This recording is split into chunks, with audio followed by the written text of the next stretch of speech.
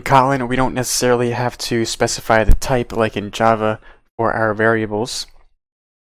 We instead have things like mutable and immutable variables.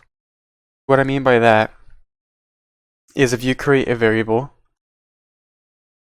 val is something that's immutable. So you can't change the variable within that.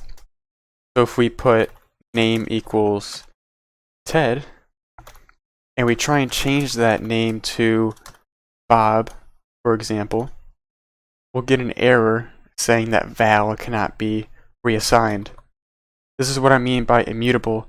Val cannot change its entire object or value, but var can. Var is immutable, so if we change val to var, we're able to now change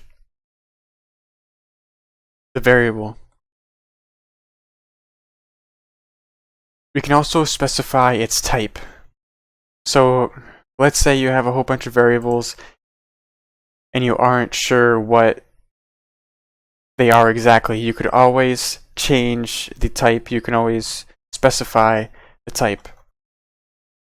So to do that, we just put a colon and then put string, for example, or we can change this to a integer, and we get this little squiggly line,